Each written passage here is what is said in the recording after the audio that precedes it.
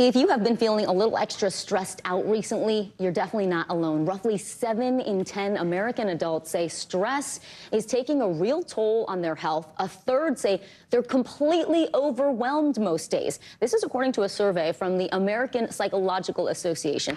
And for a lot of people, feeling overwhelmed, it can be debilitating. That's why experts say it's really important to take time to cope with these issues. And we have none better than clinical psychologist Dr. Jen Hartstein here now to help us.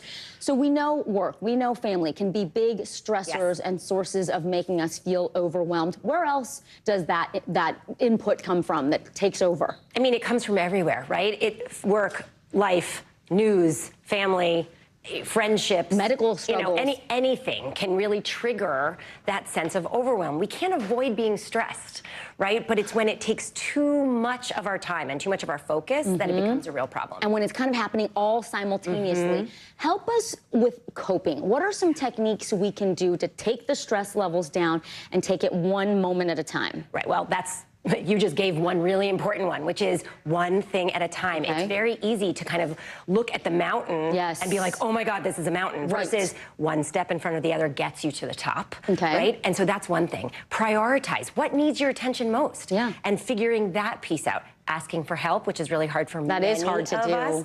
And one of the things you and I were just talking about, taking a break, right? Most things can wait a few minutes. Most things don't need immediate attention. Most things in our lives are not life or death. Sometimes they can wait a day. They can wait a week. Right? I was telling you, I hadn't ever felt as overwhelmed or stressed when it came to work, except for the last couple of months. Lots have been going on. And we took a spring break because our daughters had the time off. And literally that 5 days away really helped me reset. If you don't get the chance to take that long off, right, what else can you do to help with that reset, pressing pause? It's such an important question because it doesn't need to be a lot of time. It can be 5 minutes every hour, and maybe you drink a cup of water and take it really slow, or you look at a beautiful picture of a scene that you love, or you recall a memory, or you call a friend. Right? But any of those kinds of things, making some connection, getting off your screens, taking a walk, getting outside. Exercise. Anything like that.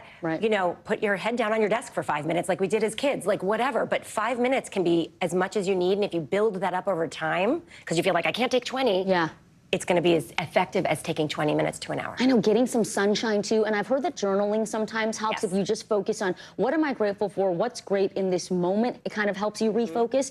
What about when you get overwhelmed at work and you definitely don't want to let your guard down and let anyone else know because you're worried it might, you know, damage the way people perceive you? How do you balance that feeling? So the first thing we have to kind of get over is the idea that getting overwhelmed at work is a problem and that asking for help is a failure or a weakness, right? Asking for help is really a strength because my bet is you are not the only one that's overwhelmed, and letting someone else know, a trusted coworker, or if you don't feel like you have a leader that you can go to talk about it, go to HR, go to your EAP. There's usually kind of some guardrails in your office What's space. an EAP? Your employee assistance program. So they're the people that you can go to if you need help finding a therapist, if you need help finding medical help, if you need help in the space. That's really what they're there for. It's confidential. So you can go to them and ask those questions, which is really important. But lean in, and my guess is someone else is feeling the same way. Lean in. Great advice, as always. Clinical psychologist Dr. Jen Hartstein. Thank you so much, Dr. Jen. We appreciate you.